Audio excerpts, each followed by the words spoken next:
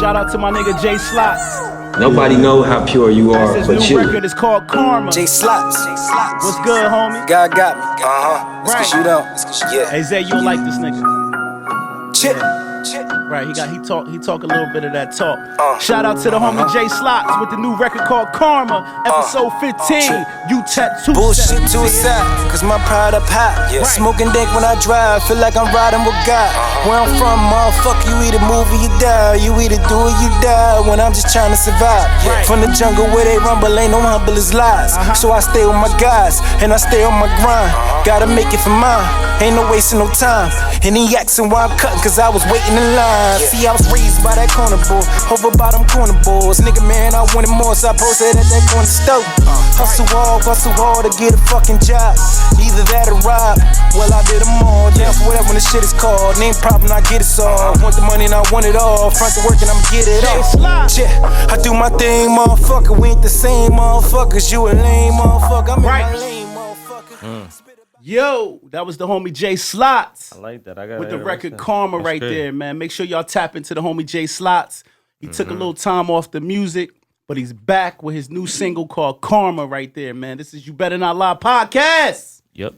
Juicy Jalene, the Spanish Hey, queen. what's poppin'? What's good with you? Not much. You good? I'm chilling. Ziggity Zay. What up, baby? Happy birthday to my man, Ray Valdez, the Hey. cameraman Happy in the birthday, building. champ. It's his Happy birthday birthday. today. I seen you We want to yesterday, make too. sure that we give him a salute. You got to take care of your people. So we got donuts out in the lobby for you. You heard? Make sure you birthday. enjoy that. You know what I mean? And your Cash App just rung. You feel me? So happy birthday, my niggas. You feel me? Like I said, this is episode 15, Utep-Two-Step. I got the homie, Tim Hardaway Sr. Crazy. Getting ready to tap in with us right Crazy. now. You know, as y'all can see, I got that UTEP shit on. You know, University of Texas, El Paso. That's how we rocking today, man. First of Super all, dope. how was your weekend? I've been working. You been working? I know you got the album Derek coming. Yeah. I see you was playing Make It Take It in the car. Oh, Is there, I heard 2 verses. Who on the second? I got Trip on there. Oh, damn. This nigga funny. But we'll talk about that later. Juicy Jalene, how you feeling? Ah, I'm good. My weekend Okay. was good. All right, yo, shout out to RJS, man. RJS Clothing, man. They clothed us today. You know, my gang, you know, once y'all see the video when it come out, they look real wavy. Let me see if I could go this way without jacking it. Check out Jalene. Hey. Check out Ziggity Zay. You know, they got that RJS. Yeah. They got that RJS wave on today. You feel me? You know what I mean? So shout out to RJS Basketball Apparel, located in Hainesport, man. We got a couple sponsors for today. My man, Motivation Over Everything. My nigga Mike from the Camden area. Salute for throwing in some clothes for the homie Tim.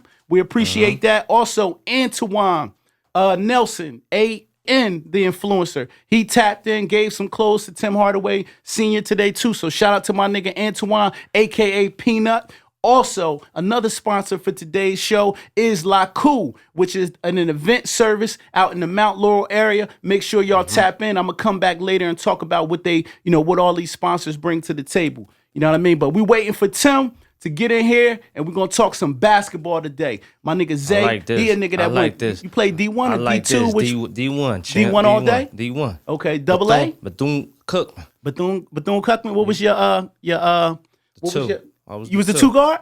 You hit you knocked the shot down from the arc? Yes. A word? Dribble? I'm that guy.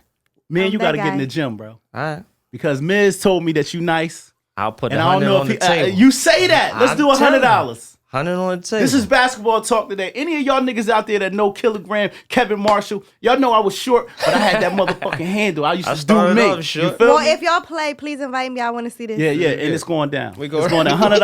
$100. And I'm gonna tell you, because I'm 205. You like what? In the paint, you already know it's Shaq on you down there. You not going to get that. All right, we're gonna talk about it, man. We're gonna talk about it.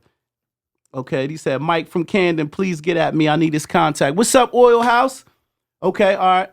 Okay, Tim just joined. Tim just joined the live. Somebody said I'll play you for 100. Ooh.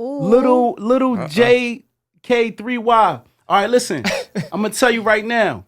Yo, it's YMCA, not YMCA. Is what's the joint in LA Fitness? That's LA open. Fitness. That's still open, right? Yeah. LA Fitness, Mount Laurel. Pull up, little J3, whoever you is, for the hundo. For the hundo, pull up. Pull up. I'm 40, but guess what? I'm nice. You see, I got the Utep-Two-Step on right now. I'm nice, bro. He said, add me. He said, I'm Oddie Mans. Oh, you definitely going down there. I don't know your body. I don't know your body. Don't tell me I know your body. I don't know your body. We waiting for Tim Hardaway Sr. to tap in. The legend. Yo, what's happening? Good, What's going bro? on? Yeah. Listen, your phone was having technical difficulties with the Zoom. Yes, I was. I was having technical difficulties, but I'm happy to be on now, man. What's going on with you, brother? Ain't nothing much, man. This is You Better Not Lie podcast, and we are with the legendary, the crossover king. I don't know if you see my shirt. I got the Utep-Two-Step. Oh, Utep-Two-Step Come on, shirt man. and a hat. Come That's on, nice. bro. I That's made nice. sure I showed up That's and showed nice. out for Super you. You heard? nice. That's nice. I heard. Okay. I hear you. First of all, we want to ask you, how are you doing today? No, I'm great, man. How you doing, brother? I'm doing good, man. Shout out to my homegirl Lauren, man. She alley-ooped this. We got a mutual friend on Instagram, Yes. so peace and blessings to her, man. And Yes, I no appreciate question. her lining this up for us. You know what I mean? Yes, no All right. question. Great people there. All right, I want you to shout out. I got a co-host. My co-host's name is Juicy Jeline, the Spanish Queen. Lucy King, the Spanish queen. Juicy Jeline, Oh, Juicy Jeline, the Spanish queen. What's happening? Okay, then I got my homeboy Zay Forte. He's a rap artist on the come up. Shout him out too. Okay, Jay Forte. That's right. Peace, King. All right. That's right. We in What's the building. happening? All right. So listen, before we start the show, we always like to give you your flowers while you can smell them, man. You know what I mean? So Yes, I want to talk a little bit about you growing up in Chicago. You know, you having a son that's in the NBA. We're gonna go into all of that. But first of all, I want to talk about you being in the draft, in the NBA draft in 1989 first round pick, right? We went 14. 14th overall. 14. Okay, Yes. your playing career was 1989 to 2003. Is that correct? Correct. Your coaching career is 2005 to 2006, and then 2014 to 2018. Correct. Okay, now you coach for I know you coach for the Detroit Pistons, but you also coach for another team Yeah. that I never really heard of. Can you talk about that? That was It was ABA. It was it's called ABA Florida then. Pit Bulls. Okay. I was coach and playing. Oh, And Wow. coach and playing, and Okay. we had some really good guys on the team. It was a startup. I want to say a startup league, right.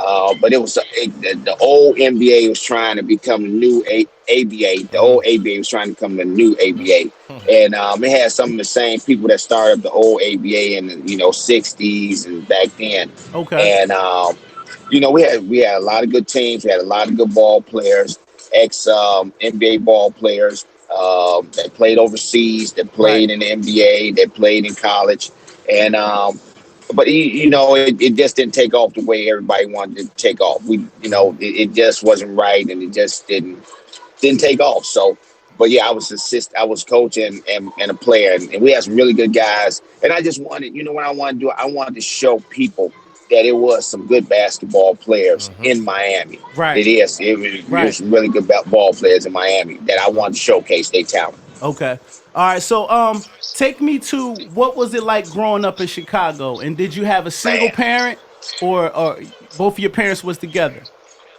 Well, back in Chicago, growing up, went to Cone Elementary High School. Cone Elementary School. Right. Then I went to Carver High School, Right. and I learned all my what I want to say. Just playing basketball, learn all my fundamentals, learn how to grow up with my grammar school coach, Donald Pittman. I always praise him because without him today, I wouldn't be who I am. I wouldn't have the confidence. I wouldn't go out there and play with the confidence I played with. So he instilled all that in me at a very young age. And he, my parents broke up when I was like in 6th grade. Wow. They got a divorce, and he was like, "You know what, Tim? This can't tear you apart, man. You got to live your life. It's unfortunate that they broke up and they not going to be together, but they still going to be in your lives. Right. And they still going to have something to say to you when you do something wrong, or they still going to, beat you up if you do something wrong. Back then, we was getting beat up. We wasn't getting whoopings. We was getting beat up. All right, so were you one of the kids that had to go back and forth? Like you had dads on the weekends, moms during the week? Like did you No. You know why I was with my mom all the time? Right. And my dad, he'd come over and pick me up because my dad was a basketball legend. Okay. So he'd come pick me up and I'd go watch him play, or he'd come watch me play in grammar school and stuff like that. So he was always involved in my life, even though he wasn't at home. Right. He's told me this. He told my mom, he said, look, if he ever acts up, call me. and I come over here and I get him straight. Right. So one day, I'm thinking that you're not gonna call him. You're not gonna call him. Yeah, whatever. That knock came at the door. Yeah. Yeah, that was the last time I acted up with him. Right. The very last time. But no, man, but growing up in Chicago, it was tough. You know, you had to have parents. Back then it was gangs, man. It was gangs and they was coming at you 2, 3, 4 deep. Right. You had to know how to hit and run. You had to know how to, run fast to get to the bus, get to your house, close your door and all that, man, because they was ruthless. Wow. So we grew up in an era where, we had to take care of ourselves most of the time. We had to know how to take care of ourselves. We had to know how to talk and escalate a lot of things that was going on so we get to go where we need to go and be who we need to be. Right. And but basketball helped me out because they knew I didn't want to be in the games. They knew I wanted to play basketball and play sports. So they left sports people alone. If you play any type of sports and they knew you were serious about it, they left you alone. But you know what? I couldn't praise my parents enough for always being in my life and always making me prepared for life and making me understand what I need to do to in my life. So without them, I probably would have been on that other road. Okay. All right. So would you say it's fair to say that your father introduced you to basketball? Did he put the ball in your hand? No question. Okay. No question. Very young age. Only thing I could do was sit on the basketball. I used to go watch him as far as I know. I used to go watch him while I was sitting on the basketball and play, at timeouts or halftime or in the quarters. You know how you just, dribble the ball over there and try to shoot it. Right. I couldn't make it. I just tried to throw the ball up, and then when it was time to play again, I just roll my ball back over there and sit down on the ball and watch him play. Again. Yeah, man. I at very, very young age, man, I used to watch my dad play. Him and his guys play all the time. That's big. Okay, all right. So why did you choose Carver Military Academy over any other high school in Chicago? Well, at that particular time, it was called Carver Area High School. Okay. Now it's a military high school. Right. And at that particular time, out there, that to me, where I went to school at, that was one of the powerhouses. You had Julian, we had Corliss, Simeon, but I wanted to go to Carver. Right. Terry Cummings went there. What's his name? Cassie Russell went there. And I knew Cassie Russell and Cassie Russell family from around my house where I grew up at the parks. I knew his mom and everything. So I knew the history about Cassie Russell at a young age. I knew the history about Terry Cummings at a young age. So I wanted to go out there and, and play with them. And, no other school really, everybody had their guys and their team and everything. So I went to Carver. Okay. All right. Now, do you have a relationship with any of the alumni from that school? I think you had Terry Cummings, Yolanda Griffith, Priest Lauderdale, Marble Pratt, and of course you already spoke about Cassie Russell. Today, do you have a relationship with any of those people? Cassie Russell, Yolanda Griffin. Right. Me and Yolanda went to the same. She graduated a year after me. Okay. So we was like not in the same class, but we went to school at the same time. And then, of course, Terry Cummings. I keep in touch with Terry Cummings, yes. Okay, all right. Now, let me ask you this question. Were you privileged to score 1,000 points in high school? Man, I don't know. I mean, you Tim Hardaway. I'm quite sure I did score over 1,000 points. I'm quite sure, yeah. So at that time, they wasn't acknowledging it. Right. Yeah. Did it matter at that time? We was hooping. We was trying to get to the city championship. We was trying to get to the state finals and all that type of stuff. My mind wasn't in, how many, if I'm going to get over 1,000 points or 2,000 points or 3,000 points. I just wanted to win. Okay, all right. So, were there any leagues in Chicago that you had to play in? Summer leagues, type Oh, of no things that question. you build your name in. Oh, no question. The summer league was the best, man. Okay. You always wanted to play in a summer league, the pro am. Yeah, Oh my yeah. God. Right. Oh my God. If you didn't Okay. play in the pro am, you wasn't doing nothing. Right. Chicago State Pro Am. Then we took it to IIT, and then we played out west at another place. Right. So we was all over, man. But man, of course, Okay. the IIT Had or to, where it yeah. was at before at Chicago State. That's where you want to make your name at because that's where everybody was at during the summers. Before I was in grammar school. I was Okay. in high school. I used to be there at that game. So the game started at 7:30. Man, I used to be there at 5 o'clock. I used to be there at 5 o'clock, sitting down, waiting on them guys to come in. Right. Get my seat on the front row. Right. Because if you didn't get your seat on the front row, or if you didn't get your seat anywhere, you might not have gotten the seat. Right. So I was there super early. So when they opened that door, I was afraid. You saw us, all us kids. We used to run and sit down on the bench right there. Wow. And then like about 45 minutes before the guys came out to warm up, the guy used to give us a ball. There used to be 30 of us out there playing varsity. That's We great. just had a good time, man. Of dope. course. Yeah. Chicago State was the place to play at and place to be. No question. Okay. Were you good at any other sports besides basketball? Did you play football, baseball? Yeah, I played baseball. Boring. Man, that was boring. Right about that. Man, I was out there, man. I was shooting the flies away, and the Right. sun was beaming on you, man. Right. No, I couldn't do it. So I couldn't do it. basketball was So your I- only thing. No, I played football. I loved football. Okay. And then, I got hit real hard, and that was the end of my football career. So I said, no, I don't like that. That kind of hurt. Yeah. So man. but I always had love for basketball, always. Right. So. Right. All right, so were you a kid that was sponsored in high school? Now a lot of these kids like Shaq's son and LeBron's son, I'm sure they're getting the Nikes in the mail, the Adidas. Were you one of those kids that received sneakers and clothing in the mail as a high school student? No, I knew people that did, though. Okay. But you know what? I had the best of both worlds, man. Right. I used to play against pro athletes. Right. I used to play against Isaiah Thomas, Ricky Green, Wow. Talk about it. Talk J.J. about it. Anderson. Right. I used to play against Mo Cheeks, Right. Glenn Doc Rivers. Right. I used to play against those guys in the summer league. Craig Hodges, man. Wow.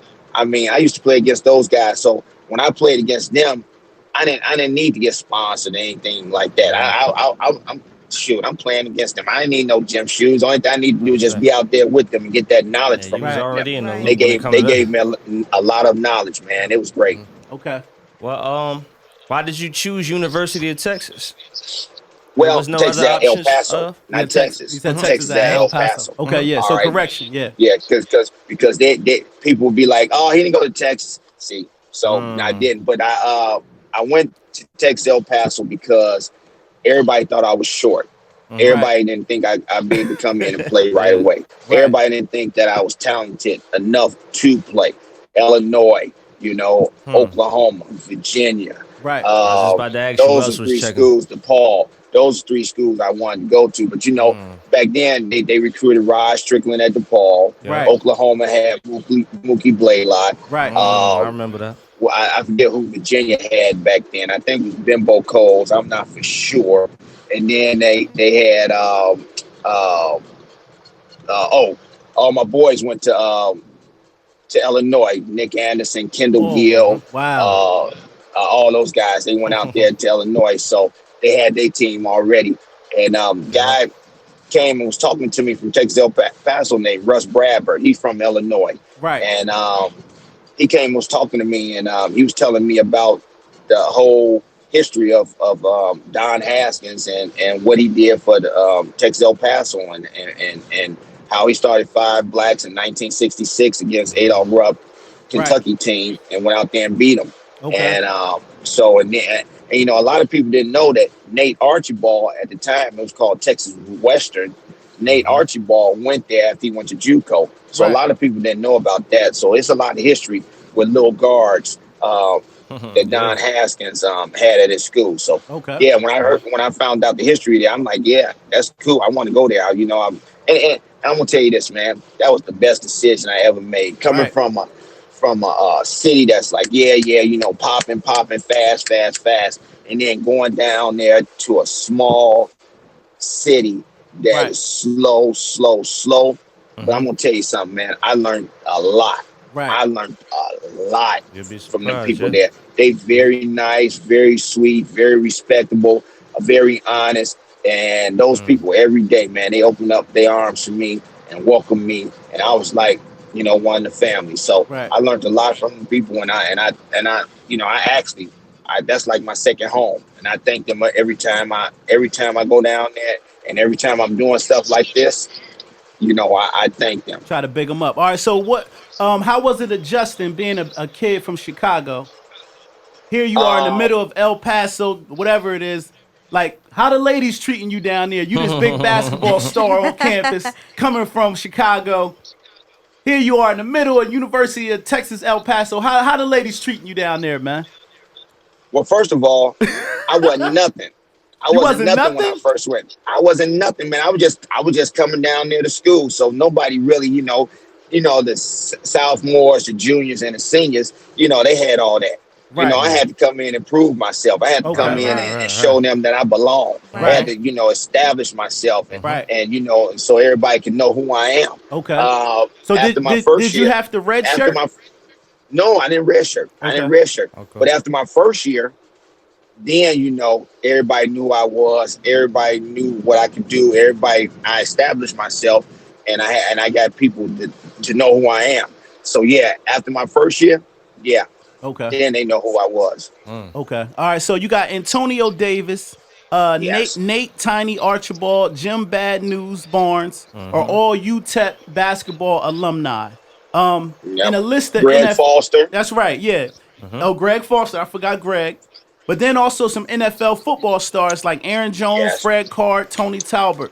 Any relationship with these guys to this day? Yep. Yes, I do. Joyner. Joyner. Seth Joyner went there too. Wow. He used to play basketball. I'm gonna tell you this. Seth Joyner used to play basketball. That dude could play some basketball. Right. I'm telling you that. He could really play. A lot of people didn't know that he could play, but that dude could play. Okay. Yeah, he was very, very strong. But no, Seth, I keep in touch with Seth. I keep in touch with a guy named Marvin Washington. Keep in touch. Oh, of course, I keep in touch with Antonio and Greg Foster. Right. Of course, Nate Archibald, I keep in touch with him. I keep in touch with Russ Bradford. I keep in touch with everybody that's that we went to school with. Good friend of mine. When I first came down there, he took me up on this arm, Wayne Campbell. We call him Soup. Right. I keep in touch with him. Good friend of mine, man. Really good friend of mine. His son go to Northwestern, and he has a podcast. Dope. So, I keep in touch with all my guys. Okay. Jay, it's on you, baby. You had a great career at UTEP. Why did you decide to stay all 4 years of college there instead of going to the league early? At that time, you could just go. I wasn't ready to go to high school. No, at that time, you come out as your year. You come out after your sophomore year, and it wasn't really heard of somebody going one and done in college. It was always you developing your game. Your game is getting better. You're trying to make it to the league if that's possible. Right. I didn't know that I could go to the league until going into my senior year in college. I'm playing in this tournament, this basketball pro-am. So happened that we gonna play against Michael and Craig Hodges, and Terry Cummins, and some other people. Right. There's me, Nick Anderson, Byron Irving, and some other guys on our team.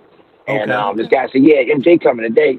Y'all in trouble." I said, "MJ who?" He's like, "MJ." I said, "Who is MJ?" He's like, "Michael Jordan, fool." I said, "Oh, my God." I said, "Okay." All right. He's going to get his ass busted, too. Oh, that's fine. All right. So, because that's how we talk. We Chi-Town. We talk like that. Right. We're not scared because MJ coming, so what? That don't mean nothing. Y'all still got to lace it up just like I got to lace it up. Talk your talk. The hair just came up on my arms. So, we playing, we go into overtime. Right. We lose, but we lose by about 4 points. And, Jordan kind of gave me that nod, like, you know what? You got a chance. Right. That's all I need to hear. Yeah. That's all I need to hear. Yeah. Just him say, I got a chance. You know, like it's like taking a jump shot. Right. I tell somebody, if you give me an inch, I'm taking a mile. Right. And he gave me that mile Right. when So he said, this you got a is- chance. So this that's college when I or- knew. You That's talk, when I knew. Are you talking NBA or college?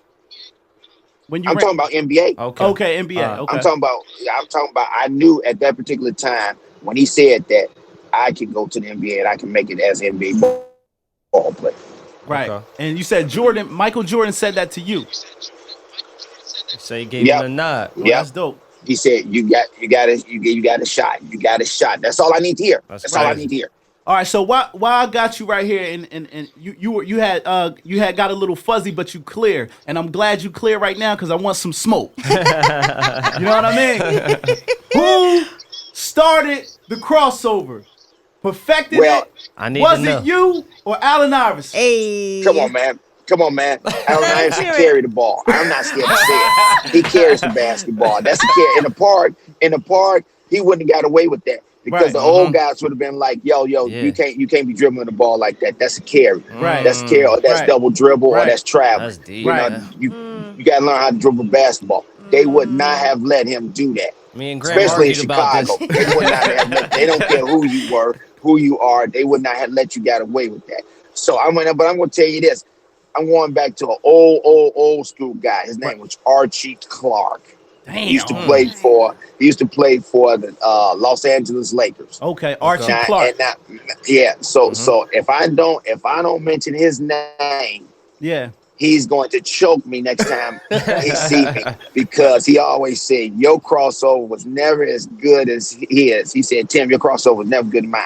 I had the first crossover. Right. I said, okay, Archie. All right. So I got to pay homage to him. That's right. But yeah, That's all dope. right. So he brought out the crossover. I just made it into something else, and then Iverson just carried. All right. All right, so Oh, my the goodness. Utep-Two-Step, who dubbed that name that? You know what? I think it was somebody at UTEP that a friend of mine, he said the Utep-Two-Step. You know, Magic Johnson. Oh, we talking now. Magic Johnson. We Yeah. talking now. He's gonna play him in the playoffs. Right. Okay, we was gonna play Magic Johnson and LA Lakers in the playoffs in '92. Right. And he was going over a little scouting report on the radio or whatever. And he was talking about Chris Mullin. He was talking about Mitch Richmond. Then he got to me. He's like, oh, Tim Hardaway. Oh, man, he got to kill a crossover. And that's how the killer crossover started his name, by Right. him saying that. Okay. Okay, I never knew that my crossover, was like that. I just knew that I had to perfect a move to get past people, and I had to have, a couple of moves to get past people to make a basket or to make a play for my team. Right. But he put something else on it, and that's how it became, the killer crossover, Utep-Two-Step. But a friend of mine in El Paso, named Joe Gomez, he said that's called the Utep-Two-Step. So that's what because he's from El Paso, Right. and he was always been there for me, and so he named it the He named it. Utep-Two-Step. Okay, so shout out. You said his name is Joe? Joe Gomez. Joe Yes, Gomez. Joe. Shout out to Joe for giving That's it that name because Yeah. I had to do my homework. On the playground, I was always told it was just the killer crossover. But as I dug deep, I started seeing the Utep-Two-Step. So I said I wanted to see where it originated from. So Right. all right. So do you remember playing against LSU? And Oh, yes. Chris Jackson, aka Muhammad Abdul Raid, right? Raul. Yes, yeah. In the first Yeah. round, you got a steal. You guys were playing in the first round of the playoffs. You got a steal that changed the tone of the game, and y'all end up winning. But Chris came away from that game with 33 points. I watched some tape on it, and he was a monster. You did your thing too, but back then it was a toss-up between you and Chris to see who was going to do better in the NBA. What's your take on that? How do you feel? Like, who Man. had the better career? I'm gonna tell you something, man. Chris Jackson was a bad boy. He was. He was a bad boy. He don't get enough recognition Right. for his basketball. Right. People were scared to stick him. Yeah. People was definitely scared to stick him, and he had a game. In that game, I still watch it at times. But in that game, we both shot terrible. Right. All right. We both had a terrible game. Right. I got like I shot like 10 for 30. He shot like 10 for 30. Damn. All right. So we wanted to stick each other. Right. And we couldn't our coaches wouldn't let us stick each other. Our coach was like, no, you're gonna stick this guy, and his coach said, no, he gonna stick me. Right. So it was like, we wanted to go at each other. We kind of went at each other, not directly. Okay. But yeah, he had, like I said, he had 33. I had 33. I shot 10 for 30. He shot 10 for 30. We both had a horrible game, but because we was excited to play against each other. 33 is a horrible game. 10 for 30, yeah. Yeah. 20 shots. All right. I mean, well, maybe I was just privileged to the highlights. The highlights look good. It looked like y'all was balling in there. Yeah. We was balling now. Yeah. We was balling. Yeah. We was definitely balling. We had fun. Yeah. All right. So, Yep. take a kid from Chicago. You finally made it. Here it is, draft night. You're standing next to the NBA commissioner. What's going through your head at this time? Because on record, they say you 6 feet. In an interview, your son said you 5'11". So tell me about that. Tell me about 5'11" and 3/4. 5'11" and 3/4. Make sure we put the 3/4 on your 5'11" name. and 3/4. But I tell you this. But I'm gonna tell you this. When you step on that court with your gym shoes and you got orthotics in your shoes, yes, I'm 6'1". All right, so we gotta put some respect on those orthotics in your shoe to give you that 6'1" status right there. We put some respect on that. Correct. All right, so Exactly. tell me what you were feeling draft night. Here you are, you're a small guard from the city of Chicago. Here you are in a league where nothing but 6'5", 6'6", 6'8" guys that can dribble the ball just like you. How are you feeling that night? I'm feeling great, man. I was feeling great. I had my parents there. Right. I had my agent there, Henry Thomas, God rest his soul. Right. And man, I mean, there's no other feeling than to be in the green room back there waiting for your name to be called. Right. And when your name is called, man, I mean, it's like, yes. Okay, this is the beginning. Right. This is the beginning, but I'm there. So it was great. Okay. It was great. All right. Back then, did they do rookie hazing? They didn't do rookie hazing. You know what they did to me? So my first year, right? I'm playing at Texas El Paso, our first preseason game. Right. So we had El Paso playing Utah against John Stockton. Right. So John Stockton them go down and all this, and they warming up, and so they say, all right, Tim, you're gonna lead us out. I'm like, all right, cool, I'm gonna lead us out. All right, cool, I'm at the crib. All right, cool. Right. All right, so I'm frantic. I'm running down, and as I get to the court, the guy says, and Tim Hardaway. I look back, I was down there by myself. Right. Everybody was laughing at me and stuff. But I was like, I raised my hands up and I said, I'm back. Right. And the crowd gave me a standing ovation. All right, so you had one of the illest pair of sneakers called the Nike Air Raids. I'm arguing with my man Zay Forte the other day because there were some sneakers that came out that match the Miami Heat uniform, but they look like some Bugs Bunny type shit. Were those your sneakers too? Yeah, I know what you're talking about. They had some flames on the side of them. Flames, you zip them up. You zip them up. Yeah. I got them at home now. Were they the Tim Hardaway? Those was the because they said bacon. the flames were what you call that? Like embolic, like a Muslim type stuff. Right. That's why they couldn't do it. But yeah, they want some nice shoes, man. I had to lace them up and then I always zip them thought up. those were Tim Hardaways. But were they Tim Hardaways officially, or you only had the Nike Air Raids? No, those going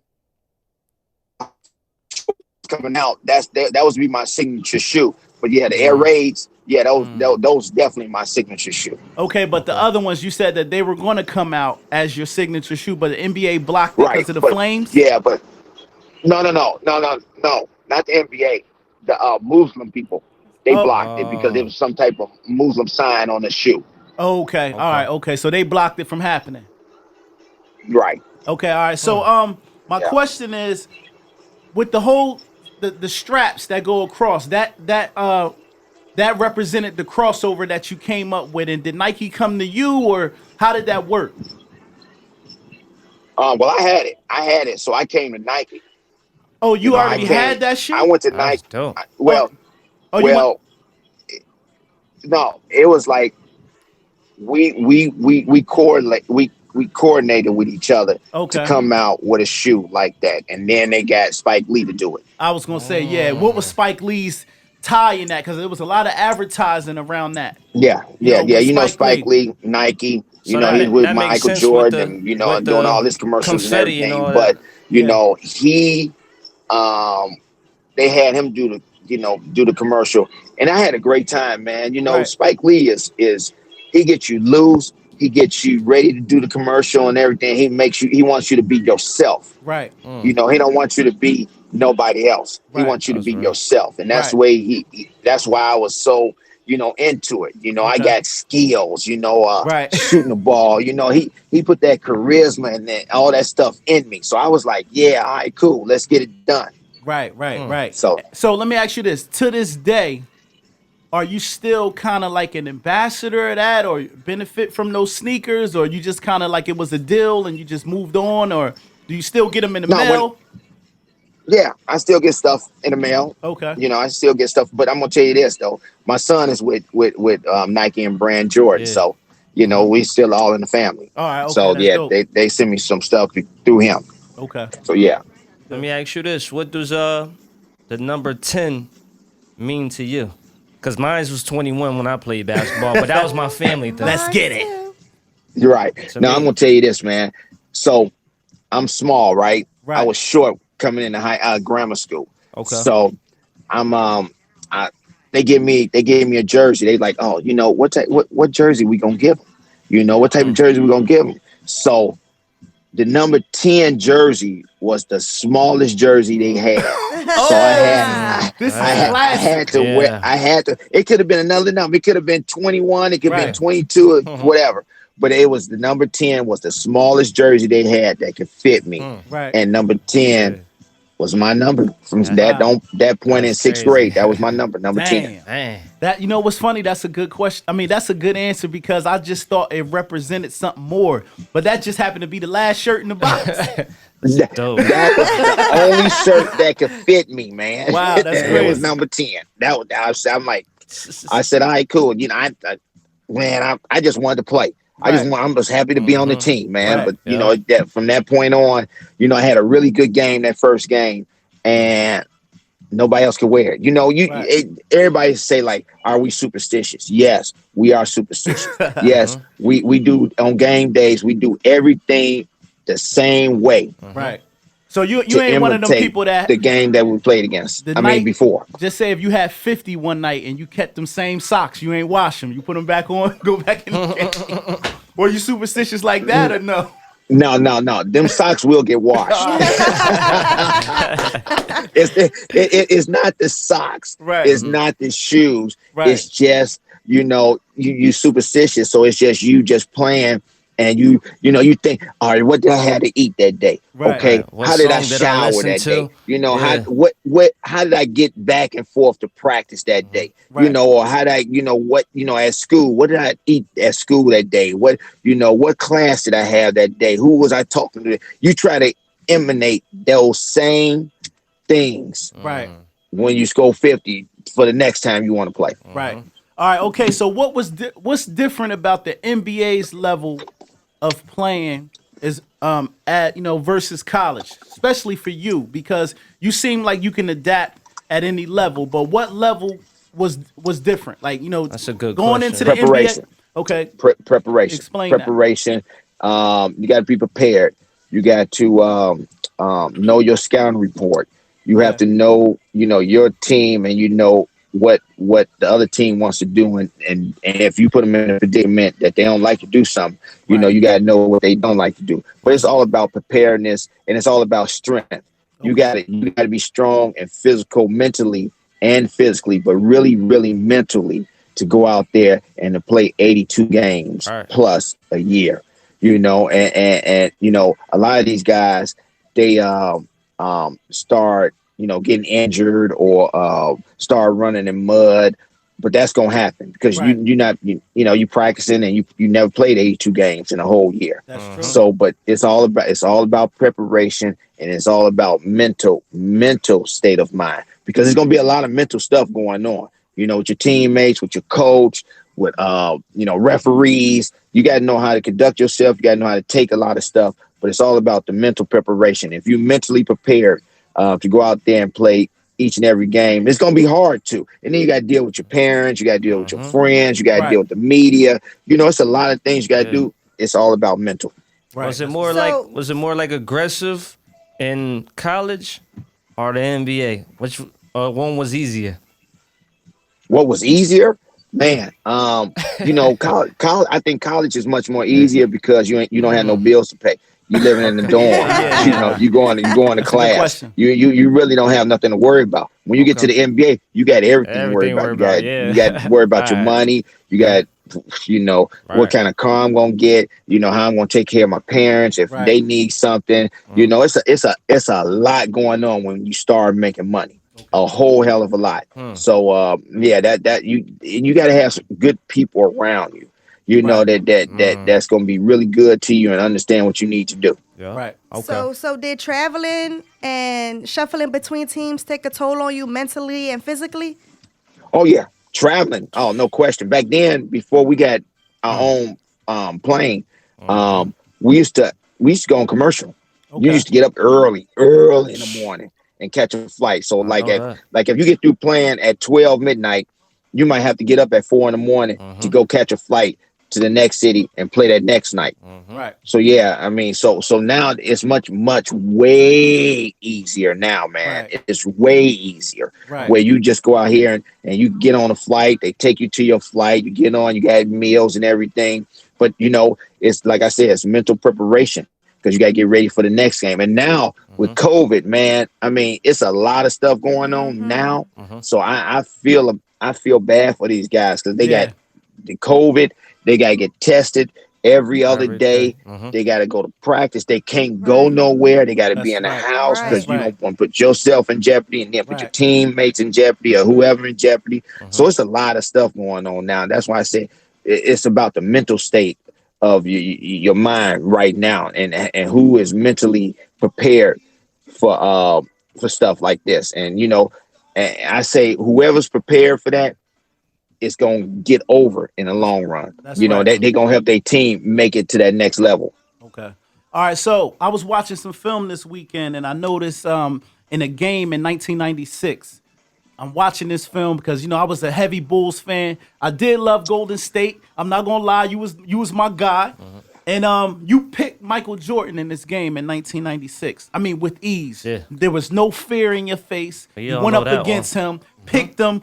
You went down and scored. No intimidation at all on your face. I'm just saying to myself, give me a Michael Jordan story for one, and for two, going against Mike.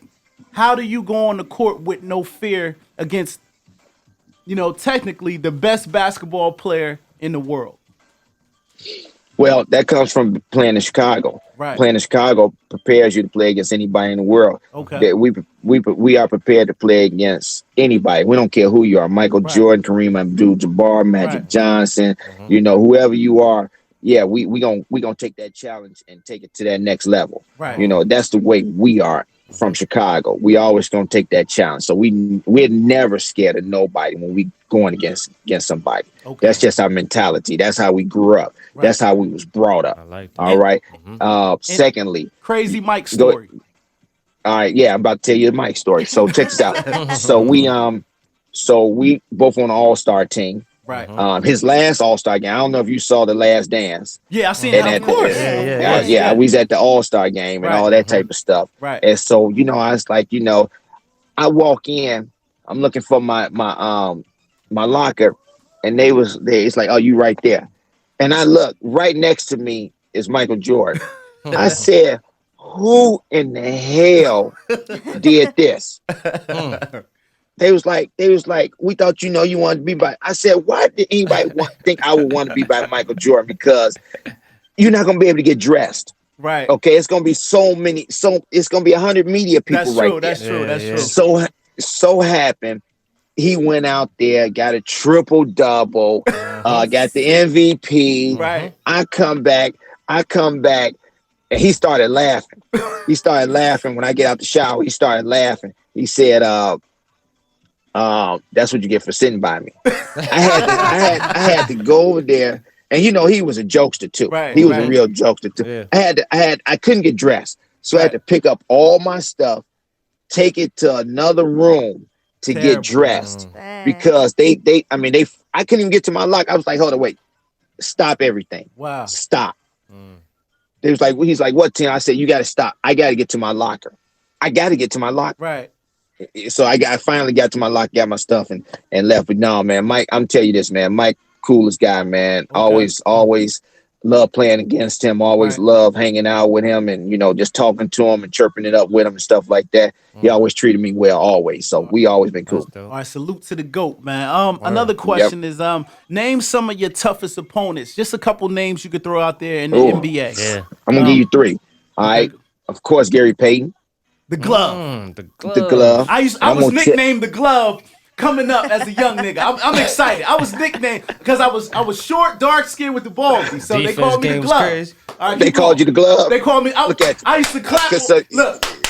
I'm like this. Soon as time for defense, I used to lock in on a nigga ass. Anybody on this live is right. He was the Glove. When I said the Glove, you got really excited. I told you, that was child. That was my nickname. I'm dark skinned, but I'm turning red right now. You know what I mean? I see. Damn, calm down, man. Calm down. All right. And I'm going, woosah. But I'm gonna give you another two names, man, that don't get a lot of recognition, and I'm sad to say that, but these some bad boys. Who's that? Kevin Johnson. KJ from Phoenix? Yes, boy. KJ was amazing at that time. Yes. And I'm gonna give you another guy. Who that? Rod Strickland. I can see that. I can see that. Yeah, Rod. A lot of people don't know. Rod can play. Okay. Rod can play. And he gave a lot of people fits. And Strickland at this time, I want to say Spurs, right? Yeah, Spurs or Portland. Okay. Either Spurs or Portland. Okay. But he was giving people fits. What about Mookie Blaylock? Did you ever go up against him? Could he do? I always went up against him. Okay. You talking about you said somebody give me fits. I'm just giving you three names. Okay, you gave me three names. I just wanted to know because Mookie could play, but I'm not gonna go there. All right, I got you. Hey. All right, so we talked about that. Yeah. All right, so at 6 foot tall in the NBA, which is kind of small, you had a 6'1". 6'1". Put some respect. Orthopedics. Put some respect on your name. You had enormous heart, and you would talk major junk to people. Like, I got a clip of you after you scored a bucket and somebody fell. You like, and it was Charles Barkley. I want to say you was in Barkley's face. Now, Barkley was a beast, right. but you screamed in his face, and you're not his same size. You just had that. Was that Chicago in you? Just like no question. I just wanted to know. When I'm out there on that court, I don't care who you are. Right. I'm just gonna go at you. I'm gonna go hard at you. I'm gonna play hard. Right. I want to win. After the game, we cool. But while we on that court, man, enemies. Yes. All right. So, was there any NBA players that you just didn't get along with? Like you just said, like the Detroit Pistons. I hated the Pistons. I love Isaiah Thomas, but I didn't like Bill Laimbeer and all them guys. They played dirty. Dirty. Yeah. Did you just not like some people? You say, you know what? I'm Rodman. I can't stand. Like who was it? It was one guy, and we probably still don't get along. We still probably hate each other. Chris Childs from New York Knicks. Yeah, we probably, if we got together, we'll squash a lot of things. But we probably, because it was just that hatred between us, and we took it. Miami Heat, New York Knicks. especially the point guards. You know, I had a chance to talk to Charlie Ward. We cool, but I haven't had a really good chance to talk to Chris Childs. Okay. But you know, everybody else I talked to, Starks, all that. You know, we all cool. But you know, I think me and Chris Childs, we still got a hatred for one another. Okay, all right. Okay, salute to Chris Childs. I'm sure when his podcast come out, he gonna see this and he gonna try to get in contact with you and say, "Look, brother, we need to put whatever we got the rest." You know what I mean? Exactly. All right. So, real quick question: LeBron or Kobe? If you had to make a choice of sound basketball player, my prayers up. My heart is with Kobe's family. But if you had to make a choice of who you would go with 3, 5, 6 as a coach, who would you pick, LeBron or 20, Kobe? 56. Kobe. Kobe. Yep. So you're not going with size and just DNA and just you're not going with that. The reason why I picked Kobe is because of the tenaciousness that he had. Right. You know, to go out there and play hard, the preparation, Right. Always wanted to beat up on people, you know, all that, you know, and he took pride in his game. LeBron, everybody got to understand, LeBron came out in high school, just like Kobe did. Right. But nothing was really given to Kobe. Everything was given to LeBron. Right. Kobe had to go out there and take it, He had to get it. Yeah. Yep. and which he did take Right. it. Right. You know, and he you know, Kobe was a bad boy. LeBron, he rewriting everything though. Yeah. He's definitely rewriting Absolutely. everything. Right. 6'9" to do everything he could do, man. Now, man, come Right. on, man. Okay. Come Go on. out there and score 81 points in the Right. NBA game is And, different. and he took him out now. Yeah. He took him out. He could have scored 100. Right. But he said, Yeah, I'm about to say he sat out that game for that last Phil Jackson quarter. said, some records do not need to be broken. Wow. That's crazy. Hmm. I was gonna say, tell me about the Detroit Pistons, like you taking on that role as a coach. It was different. It was different. You always try to get these kids and these guys to see things your way when you play, but Right. you can't do that. You can't do that. You got to make them see it their way and help them out to be the best that they can be. Right. At their craft, and show them film, show them how to, you know, what we want them to do, what we want them to be like, and how and what we want them to accomplish as a team and as an individual. Right. So that's what I had to learn. Okay. You know, I had to learn that, and talking with my son and talking, you know, to my son, I understood a lot of things what these ball players are going through and what they see and what they talking about. So it kind of helped me. Yeah.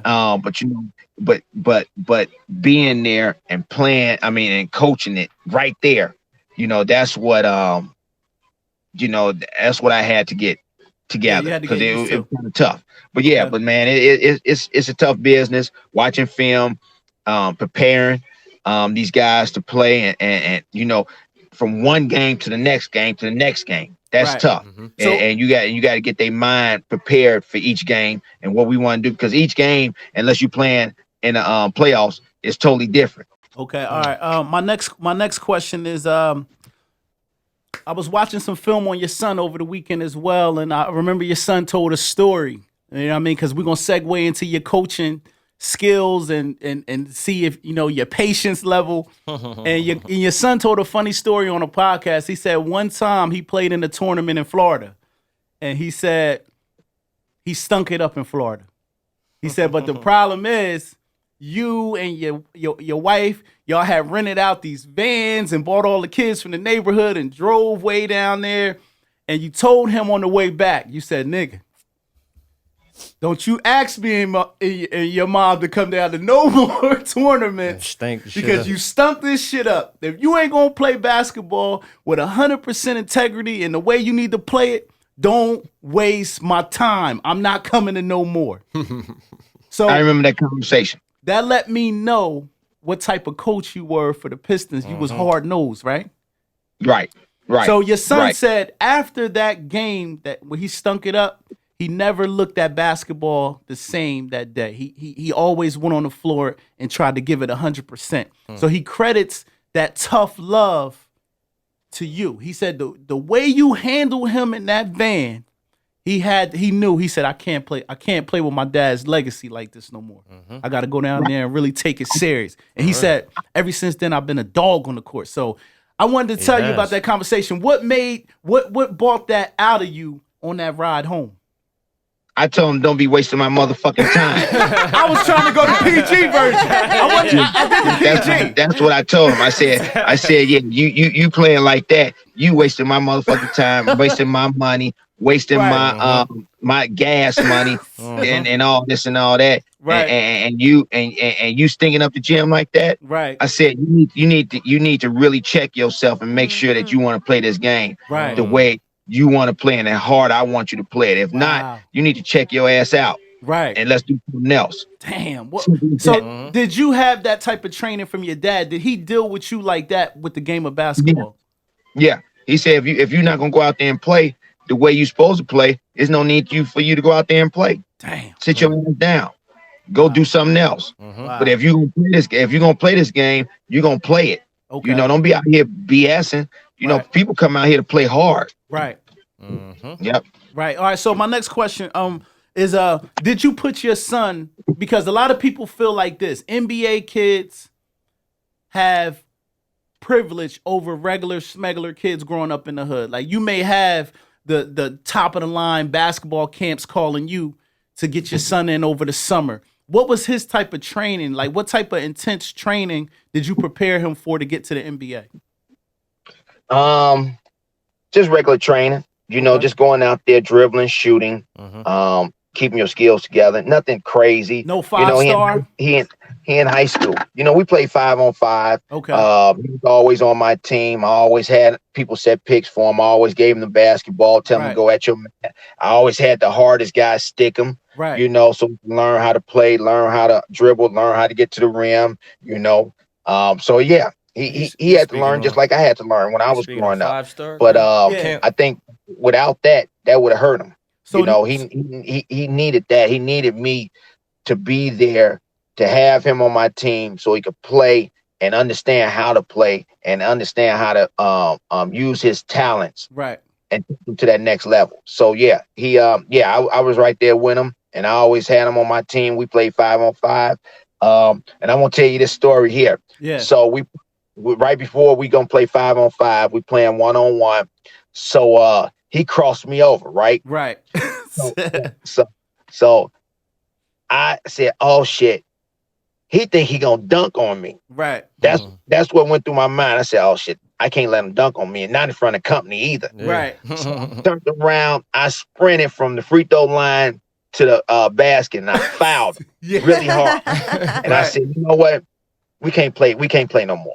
No more one-on-one. Right. He said, why not? I said, because I'm going to hurt you. If you try and dunk on me, I'm going to hurt you. Right. That competitive nature. Yeah. So he won the game. I'm just going to say that, and I didn't want to hurt him, so that's why we stopped playing one-on-one. Right. Now, did you know he was going to get 6'6"? Like, that's crazy. Yeah. I did not know he was going to get 6'6". People told me that he was going to be 6'6", and I thought they was lying. Right. And then when he started growing, he became 6'6". I was like, damn, okay. Right. Where did this come from? Now, because he said in that podcast also that his mom's 5'11", you're 6'1" with orthopedics. So that ended up a 6'6" kid. Right. Well, you know, my wife's brothers and sisters, they're tall too. Okay, all right. And his grandmother was tall. Right. So that's where he got the height from. Yeah, okay, all right, no problem. So this is just a refined version of you at 6'6". What would Tim Hardaway Sr. do with that height in the NBA at your prime? Oh my God. Because you was dunking at your size. The background I came up with and how I came up. Right. If I was 6'6", I can only imagine. Oh my God. I'm gonna keep it real. If you was 6'6" with that crossover and that jump shot, you probably would have been the best player in the league. I ain't gonna lie to you. Not for real. No question. Right. Right. I would. I really would have been fucking people up then. All right. Okay. All right. So let me see. All right. So what's the difference between your game and your son's game? Just to be honest, like, what do you think? Because when I look at tape on you, you're aggressive, hard nosed, get to the basket, can score when you want. But your son's game is a little bit more laid back. He's shooting a three as a big man a lot. So Well, y'all got to understand. He grew up differently. Right. He grew up in Miami. He didn't grow up in Chicago. He didn't grow up in New York. He didn't grow up in L.A. something like that. He grew up in Miami. Miami's soccer, baseball, football state. So yeah, he grew up differently. Right. And so we had to make do what we had to make do with in Miami. Right. And he's playing the way he's supposed to play, man. I can't take nothing away from him. He's doing what he's supposed to do. And he keeps getting better and better and better. That's right. That's right. All right. So how does it feel to see your junior continuing your legacy? Man, you know what? I'm gonna tell you this. My father is the one that loves it more. Right. And and that's what it's about. My dad. Yeah. And so my dad is like, he following your footsteps, you following in my footsteps. Man, that's beautiful, and that's the joy I get when I see my dad enjoying it more than me. Right. My face, words can't describe how I feel. Right. Every time I watch him on TV, I'm like the Joker. I'm from ear to ear. Right. All right. But I'm gonna tell you this, man.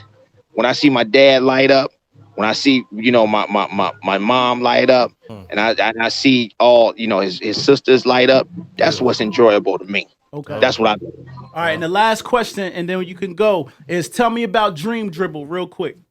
Oh, yeah, Dream Dribble, man. I appreciate you coming up with that. So these guys out of New York, they came to me and was asking me, do I want to endorse Dream Dribble? I was like, yeah, let me see what it's about.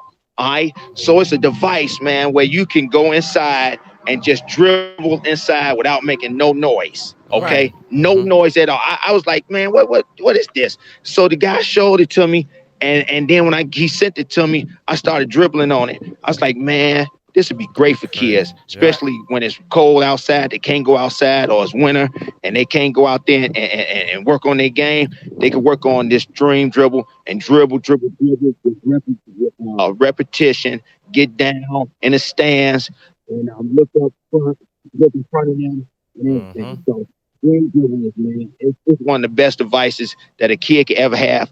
Not only for himself, but for his parents, because when he's at the house, the parents don't have to listen to him dribbling a basketball. They can listen. It doesn't make any noise, so it's great for both the parents and the kid. And it's all about repetition, and it's all about these kids understanding how to dribble, and and being low down with their head up. And every time I talk about it, I get down in the stands, I get my head up, and I start dribbling the ball. You can't see it, but but yeah, it's great. It's great. Okay. They coming. They sold out in them. We sold out in them a lot. So we got another shipment coming in late January, and they'll be available for people soon. All right, no problem. All right, so some of the remember, I'm gonna get together with Lauren, and we're gonna send you some clothing. You know what I mean, for all our sponsors today. So RJS Basketball Clothing, they sent you some clothing. Motivation Over Everything sent you clothing, and Antoine Nelson, the influencer, they sent you clothing as well. Okay? And I know you got a lot of shit in your garage, but when you get some time, just throw it on, take a selfie, and then they happy. And I post on IG. Come on. There we go. Salute, bro. Thank you for your time. Go handle your business, man. Much love, man. Y'all be safe. Right, y'all be safe. Thank you. Appreciate y'all. Likewise. Salute. All right, cool. Episode 15, Utep-Two-Step. We in the gang. Yeah. Juicy Jalene. Hey, what's poppin'? The Spanish, Puerto Rican, Ecuadorian queen. Blow all my shit. How you feeling this morning? I'm good. What's going on in these streets, baby? All right, so first step, we got rapper The Baby getting arrested on Rodeo Drive in L.A. Zay, that's your stomping grounds. Rodeo. LA. What you think about The Baby getting arrested, man? This one wasn't really his problem though. They were just, The entertainment police. Okay, just fucking with him. Yeah. Well, when I looked at it, they did find a gun. Right. They found a gun in the car. I thought maybe his bodyguard or somebody would take the rap, but somehow he ended up still going to jail for it. So what do y'all think about that? I mean, he's licensed for his Not the baby. He can't be. He got a body. He Yeah, beat the body. that's why he though. beat the body. Right. Baby ain't got no felonies. That's what I was. Baby strike me as a nigga got a few felonies. I don't know. All right. So what do y'all think about that? Do you think he's being targeted right now? I don't want to say that because I don't know, but The baby messing with my baby, Danny Lay, Yeah, right now. I'm feeling some type of Danny? way about that. Yeah. But I thought I had a chance until I seen the baby with you. He got more money and he's way more in shape than I am. I'm so. pissed. And he kills people for a living, so I ain't fucking with the baby. man. You got that one, the baby. But I still love her from afar. all right. Anyway, Word. scratch that. She Okay. ain't worried about you. All right, no problem. She got That- the baby. I got you, right. He gonna Anyway, Joe Biden wants to increase our stimulus checks to $2K. I thought that anyway, was did y'all get y'all 600? I got my 1,200. Put some speckle on my name, Dick. Oh, my fault. I don't you have gotta- children, so I got Yeah, my yeah, measly yeah, little yeah, yeah, $600. You know You what can I have mean? one if you want. Get out my face. I was unfortunate to be getting one of those. Oh, you ain't get the Why not? What you owe your Nigga, when did I IRS? work? Yeah, that's true. that's Yeah, I true. forgot. That's okay. Zay is a nigga working under the table. Cardi B voice. But I don't think you have to work. Well, you don't file your taxes, so I guess they don't got nowhere to send This you. year I am right. though. Okay. Right.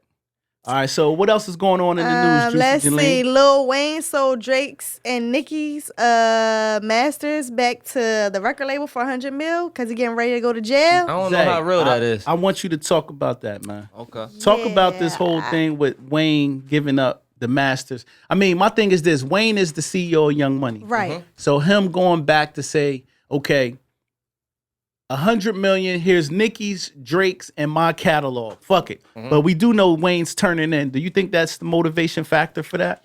I don't know if I that's don't real, know bro. if that's real. I don't feel Oh, no, like he got a gun charge. He's getting ready to go to Yeah, jail. I'm saying, No, but I'm I not didn't know. Like, I need selling the confirmation to know if he really sold them. I mean, Right. it's on every site. I mean, think about it. They just somebody said it. He didn't Yeah. say that Right. blatantly. I ain't You know hear what it I'm come saying? out his mouth, So so I I don't can't- know if I'm real. You ain't sold on that. I don't know. That's what I would say.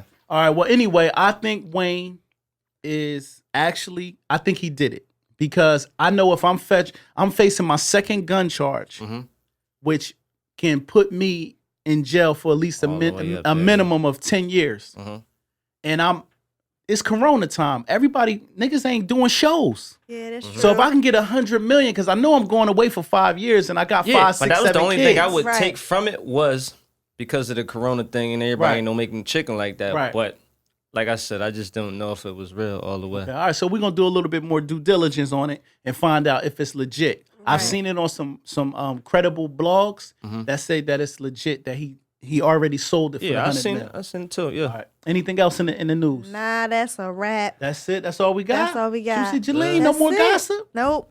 Okay, all right. This was I mean- episode 15. Utep-Two-Step. We had the guy Tim Hardaway Hey. on the Crazy. show. Shout out to my man Ricky Sullivan. As you can see, I got Yeah. this fresh, fly. You know what I'm saying? You know, RJS sweatsuit on. Not only do I have it because I'm a team player, the gang got They it. got Look at the gang. Look, We yeah, wavy. You see yeah, Zay over yeah, there, yeah, yeah. super light skinned. You see the Spanish, give it- I gotta Ecuadorian, give it to him. He Colombian, got I'm not Brazilian Ecuadorian. queen. I'm He got some Puerto struggles. Rican. Yeah, we in the building. Let's get it. You better not lie podcast. Yo, oh, it don't stop there. Oh, this guy, Yeah. he's out of control. Oh, Wait a it don't minute. stop there. Look how it's Wait matching. a Look how it's minute. matching the background. The Nipsey. No. I'm double them the Nipsies. $20 at the outlets. Holla at your boy. We had Tim Hardaway on there. Y'all was Right. clowning us as a podcast, but we going up. Suck. Like I told y'all before, shout out my man, RJS Basketball. If you got some kids, hold up, let me get into the logo. You see the logo right there. If you got some kids that you want trained professionally, not round-rounding them at the courts with no Yeah. net.